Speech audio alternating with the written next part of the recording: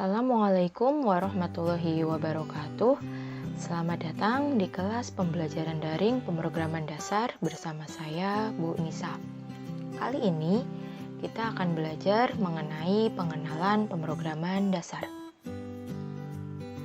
Kompetensi dasar yang harus dicapai adalah sebagai berikut. KD 3.1 menerapkan alur logika pemrograman komputer. KD 4.1 membuat alur logika pemrograman komputer. Ada 4 materi pembelajaran yang harus dipelajari, yaitu yang pertama, apa itu program komputer? Yang kedua, bagaimanakah alur pembuatan program komputer? Yang ketiga, yuk mengenal algoritma. Dan yang terakhir, yuk mengenal bahasa pemrograman. Langsung saja, kita akan masuk pada materi yang pertama. Materi yang pertama adalah apa sih itu pemrograman komputer atau apa sih itu program komputer? Program komputer adalah seperangkat instruksi yang diikuti oleh komputer untuk menyelesaikan tugas. Sedangkan pemrograman atau pengkodean adalah menuliskan petunjuk langkah demi langkah yang memberitahu komputer apa yang harus dilakukan. Kita hidup dikelilingi oleh program komputer. Banyak sekali alat-alat yang kita gunakan menggunakan program komputer untuk pengoperasiannya. Alat-alat tersebut mengikuti instruksi langkah-langkah yang telah dituliskan oleh seorang programmer. Berikut ini adalah contoh alat yang menggunakan program komputer. Yang pertama handphone, kemudian perangkat lunak, kemudian ada mesin cuci, kemudian ada mobil, dan yang terakhir adalah game. Penjelasannya adalah sebagai berikut. Handphone. Program memungkinkan kita melakukan panggilan telepon atau mengirimkan pesan teks. Ketika kita mencari kontak, sebuah program menemukan nomor telepon yang benar. Perangkat lunak. Segala sesuatu yang dilakukan komputer, dari menjelajah internet hingga menulis dokumen atau memutar musik, bekerja karena kode yang dituliskan oleh seorang programmer. Mesin cuci. Mesin cuci diprogram untuk mengikuti instruksi yang diberikan oleh penggunanya. Kode komputer mengontrol seberapa banyak dan berapa lama proses pencucian. Berikutnya yaitu mobil. Pada beberapa mobil, program komputer memantau kecepatan, suhu, dan jumlah bahan bakar di tangki. Program komputer bahkan dapat membantu mengendalikan rem agar orang tetap aman. Yang terakhir adalah game atau konsol. Hanyalah salah satu dari jenis komputer. Dan semua game yang berjalan di dalamnya adalah program komputer. Semua grafis, suara, dan kontrol ditulis dalam program komputer. Sekarang kita akan belajar bagaimana cara komputer bekerja.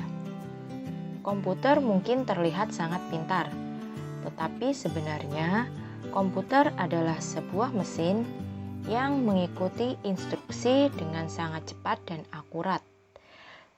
Sebagai manusia yang cerdas, kita dapat membuat mereka untuk mengerjakan berbagai tugas yang berbeda dengan menuliskan program komputer. Nah, untuk mengetahuinya, bagaimana sih alur pembuatan program komputer?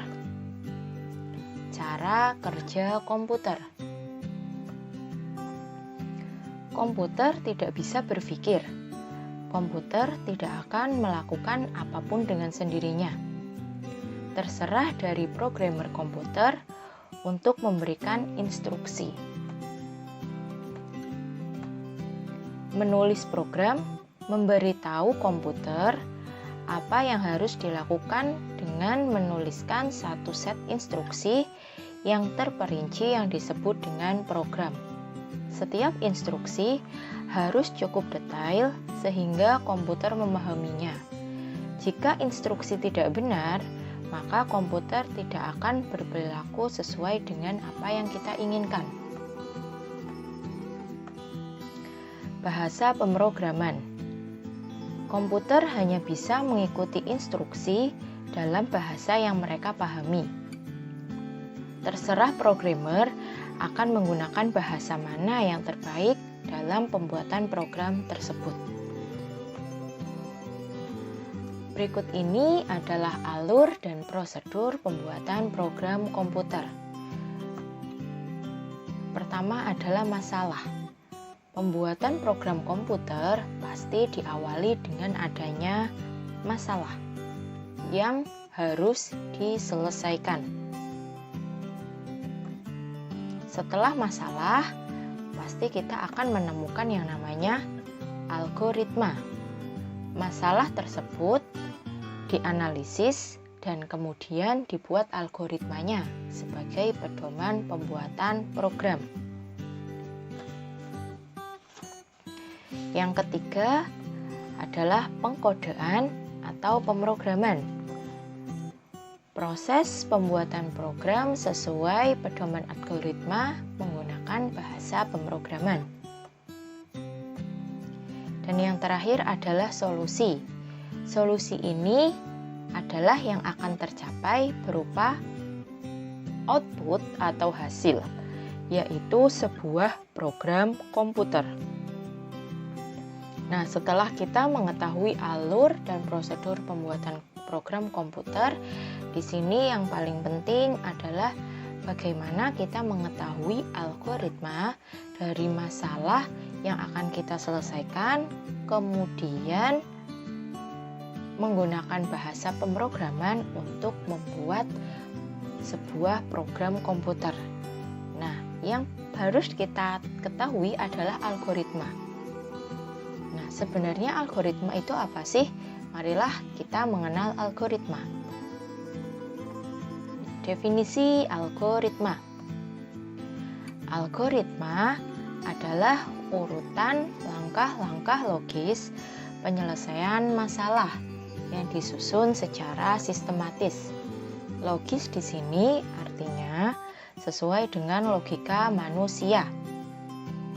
Jika diurutkan dengan alur pembuatan program yang tadi sudah kita pelajari, maka algoritma dapat dikatakan sebagai sebuah solusi dalam menyelesaikan masalah yang diimplementasikan dalam sebuah komputer.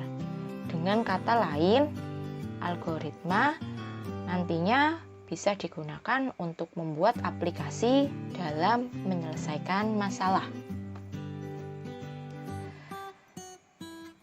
Algoritma ini memiliki struktur penulisan. Ada 3 bagian dalam struktur penulisan algoritma. Yang pertama adalah bagian kepala atau header. Kemudian yang kedua adalah bagian pendeklarasian. Dan yang terakhir adalah bagian badan algoritma. Nah, untuk lebih jelasnya, silakan kalian ikuti definisi ataupun penjelasan pada slide berikutnya. Bagian kepala atau header. Pada bagian ini menandakan awal atau permulaan dari sebuah algoritma. Biasanya berisi judul algoritma yang mewakili spesifikasi program dan diawali dengan keyword program, kemudian diikuti dengan judul program. Contoh, program menghitung luas persegi panjang. Berikutnya yaitu bagian pendeklarasian. Bagian ini merupakan tahap pernyataan dari penentuan berbagai jenis variabel, konstanta, dan tipe data. Nah, untuk variabel, konstanta, dan tipe data akan kita pelajari pada bab setelah ini. Jadi kita akan ketemu nanti untuk mempelajari khusus satu bab tentang variabel, konstanta, dan tipe data dalam sebuah pemrograman. Kemudian bagian yang ketiga adalah bagian badan algoritma. Bagian ini menunjukkan barisan proses yang dilakukan. Biasanya berupa proses computing atau perhitungan, perulangan, penyelesaian, maupun proses pencetakan output program pada piranti output, misalnya monitor. Jadi nanti program komputer yang sudah kita buat menggunakan algoritma akan kita tampilkan pada sebuah piranti output, misalnya adalah monitor. Nah, setelah kita mengetahui struktur penulisan algoritma, kita akan belajar mengetahui bagaimana sih metode penulisan algoritma. Metode penulisan algoritma yang kita kenal itu biasanya ada 3 jenis yang biasanya digunakan oleh seorang programmer atau permintaan dari orang yang meminta untuk dibuatkan program. Metode yang pertama yaitu menggunakan bahasa alami atau natural language. Ya, jadi kita bisa menuliskan algoritma menggunakan bahasa Inggris, bahasa Indonesia, atau bahasa lain. Yang penting dimengerti. Kemudian yang kedua menggunakan diagram alir atau flowchart. Kemudian yang ketiga menggunakan notasi pseudocode. Nah, ini nanti akan kita jelaskan satu persatu ya. Kita mulai dari penulisan algoritma menggunakan bahasa alami. Contohnya seperti ini. Kita akan membuat algoritma program persegi panjang. Nah, di sini dituliskan bagian headernya adalah program untuk menghitung luas persegi panjang. Kemudian bagian berikutnya penulisan algoritmanya adalah sebagai berikut. Yang pertama, masukkan atau input panjang dan lebar persegi panjang. Kemudian yang kedua, hitung luas persegi panjang dengan rumus luas sama dengan panjang kali lebar. Dan yang ketiga adalah tampilkan luas persegi panjang. Nah, jadi kalau dalam bahasa Inggris atau bahasa Indonesia kita kenal dengan yang namanya text prosedur atau teks prosedural. Jadi seperti itu kira-kira. Kemudian kita lanjut ke yang kedua yaitu penulisan algoritma dengan flowchart. Sebelum kita menuju ke contoh penulisan algoritmanya, kita harus mengenal dulu notasi atau simbol yang biasa digunakan untuk menggambarkan flowchart atau diagram alir. Berikut adalah simbol atau notasi dasar yang biasa digunakan oleh seorang programmer untuk membuat flowchart. Yang pertama adalah simbol terminator, bentuknya seperti bentuk oval ya, fungsinya adalah memulai atau mengakhiri flowchart. Kemudian yang kedua adalah simbol arrow atau tanda panah, fungsinya adalah untuk mengetahui arah aliran dari alur proses yang kita buat. Yang ketiga adalah preparation. Bentuknya seperti segi 6, fungsinya adalah menginisialisasi atau pemberian nilai awal. Yang keempat adalah data. Bentuknya jajar genjang, fungsinya adalah membaca input dan menampilkan output. Dan yang terakhir adalah proses. Bentuknya persegi panjang, fungsinya adalah sebagai proses pengerjaan. Dalam perancangan flowchart sebenarnya tidak ada rumus atau patokan yang bersifat mutlak atau pasti. Hal ini didasari bahwa flowchart atau bagan alir adalah sebuah gambaran dari hasil pemikiran dalam menganalisa suatu permasalahan dalam komputer. Jadi asalkan si pembuat program dan orang yang memiliki masalah untuk diselesaikan itu paham, itu akan lebih baik. Seperti itu ya. Kemudian kita lanjut ke contohnya. Nah, di sini kita akan membuat sebuah flowchart program menghitung persegi panjang ya. kita mulai dengan simbol terminator. Nah, di situ kita tuliskan mulai ya. Jadi kata-kata dalam setiap simbol yang kita tulis di dalam simbolnya itu kalau bisa menggunakan kata-kata perintah atau kata-kata yang mudah dipahami. Setelah mulai, alur setelahnya adalah kita menggunakan tanda panah ke bawah. Ya, di situ kita mendeklarasikan panjang, lebar, dan luas. Kita deklarasikan dulu menggunakan simbol preparation atau segi 6. Setelah itu ya ada proses pembacaan input dan menampilkan output atau ada proses data ya di situ. Baca nilai, panjang dan lebar. Kemudian proses perhitungan. Ya, proses perhitungan kita menggunakan persegi panjang. Di situ kita akan menghitung luas. Luas rumusnya adalah panjang kali lebar. Setelah menghitung, maka kita akan menampilkan data. Ya, ketika menampilkan data, kita menggunakan bentuk jajar genjang atau kita kenal dengan nama data. Di situ tulis nilai dan luas. Yang terakhir, sudah kita tampilkan, maka flowchart selesai. Kita menggunakan simbol terminator lagi. Nah, ini adalah contoh flowchart sederhana dari program menghitung persegi panjang. Nanti kalian bisa membuat flowchart untuk program yang kalian inginkan. Nah, untuk yang ketiga ya ini saya punya tips nih untuk menuliskan sebuah flowchart. Ya, pilihlah bahasa Indonesia atau bahasa Inggris atau bahasa yang biasa digunakan. Kemudian gunakan bahasa yang baku. Tadi saya sudah sampaikan agar lebih mengingat lagi ya, tipsnya ada 2 ya, nanti bisa kalian gunakan ini. Kemudian yang terakhir adalah masukkan kalimat di dalam simbol seperti contoh yang tadi sudah saya jelaskan ya. Yang terakhir, penulisan algoritma menggunakan pseudocode ya. Apa sih itu pseudocode? Pseudocode adalah langkah-langkah pemecahan masalah dengan menggunakan kode yang tidak terikat pada bahasa pemrograman tertentu.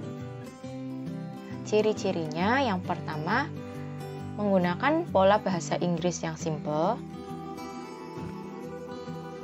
Yang kedua, tidak ada standar aturan. Berikut adalah contoh penulisan algoritma menggunakan pseudocode. Biasanya menggunakan bahasa Inggris. Ya, contoh ini seperti yang tadi contohnya sama, program untuk menghitung luas persegi panjang. Yang pertama kita mulai dengan declaration. Ya, di situ menggunakan bahasa Inggris kita mendeklarasikan ya menggunakan tipe data integer, panjang, lebar, luas. Kemudian implementasi atau definisi, mendefinisikan. Jadi kita menuliskan algoritmanya. Ya, kita inputkan dulu panjang dan lebar, kemudian set. Ya, kita mengset luas dengan rumus panjang kali lebar. Dan yang terakhir adalah kita menampilkan luas dengan kata-kata display. Nah, semua seperti declare, input, set, dan display itu merupakan penulisan menggunakan bahasa Inggris.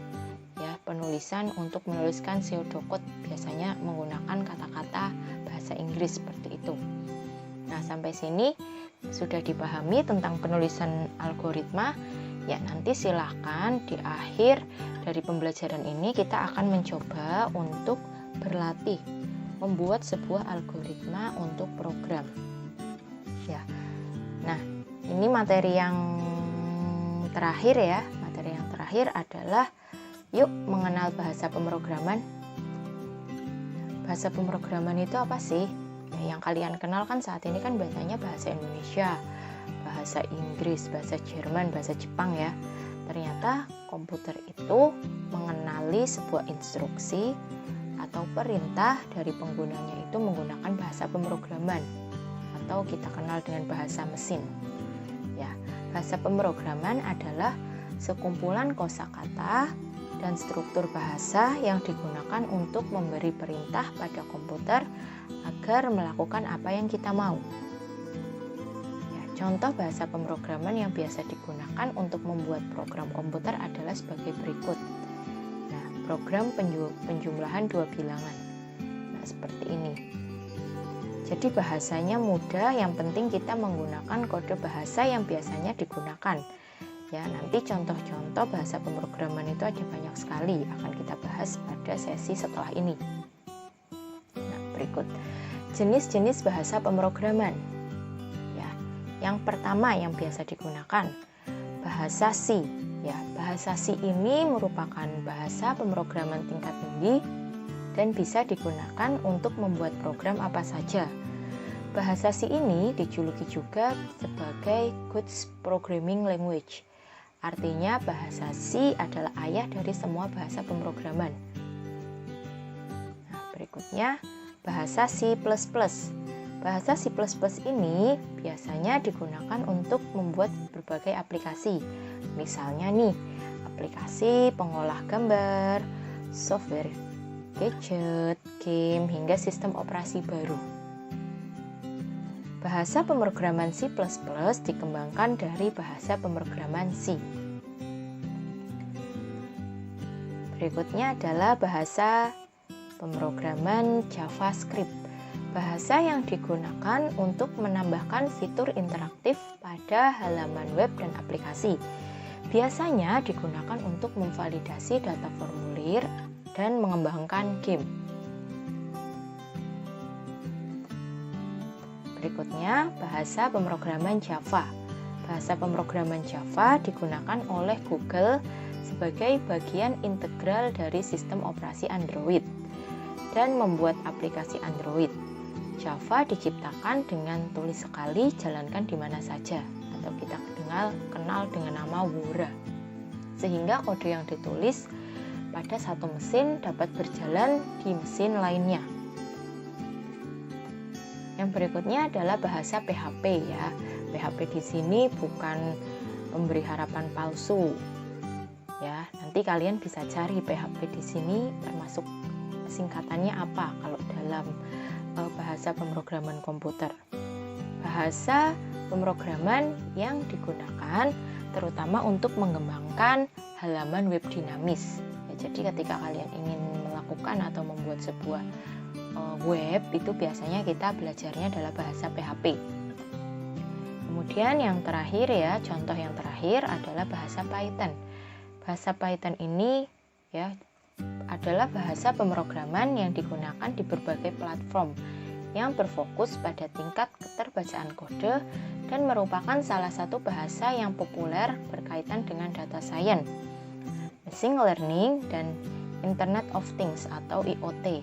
Nah, dari 6 jenis bahasa pemrograman yang sudah saya contohkan, sebenarnya ada banyak lagi ya bahasa pemrograman, tetapi yang paling familiar atau yang paling sering digunakan oleh pemrogramer itu adalah 6 bahasa tersebut. Nah, bahasa Python ini ada di urutan pertama yang saat ini sangat populer digunakan. Nah, nanti untuk lebih lanjutnya kalian bisa mencari di Google atau melihat video tutorial lain di YouTube ya, untuk lebih mengenai pemrograman komputer dan bahasa pemrograman.